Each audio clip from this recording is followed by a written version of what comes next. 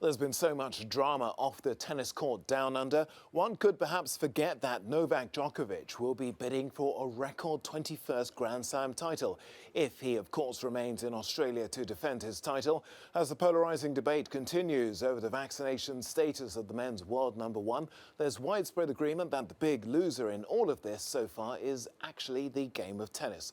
Well, our sports reporter Michael Kern joins me for more on this.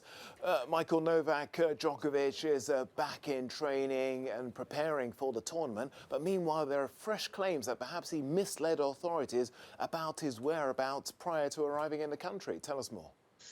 Yeah, that's correct. So the Australian Border Force has launched a fresh investigation into Novak Djokovic because it's emerged that the tennis star may have lied on a travel declaration form.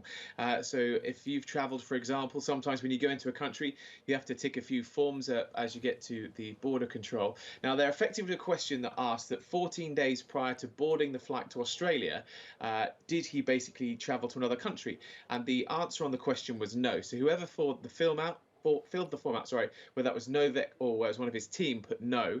But on social media, images appear to show that he was in Belgrade on December the 25th, then in Spain from December the 31st, and then he caught his flight to Australia via Dubai.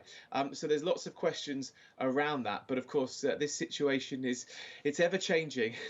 I still don't think we're going to get an answer in the next couple of days still, because the Immigration Minister, Alex Hawke, apparently is still thoroughly considering the matter.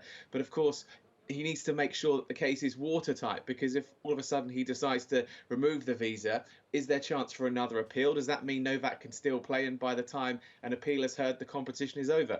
There's so many questions that are unanswered, and it's an incredibly complex situation.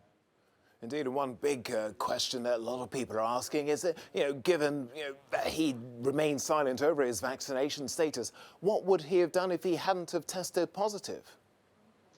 It's a great question. Of course, there's a lot of grey areas on the advice that comes from the ATP. Obviously, it's a changing situation on whichever tournament you're playing in. We've already heard, of course, from the French Open that they won't be requiring a vaccination. But effectively, if you don't meet the criteria for that competition, you can't compete, quite simply. So effectively, if the rules are that if you haven't got a vaccination, you haven't got an exemption, you can't compete, in theory, Novak can't compete in this competition. So yeah, there's so many different parameters on this, and it's changing every single day. And I think everyone's in a bit of a lose-lose situation.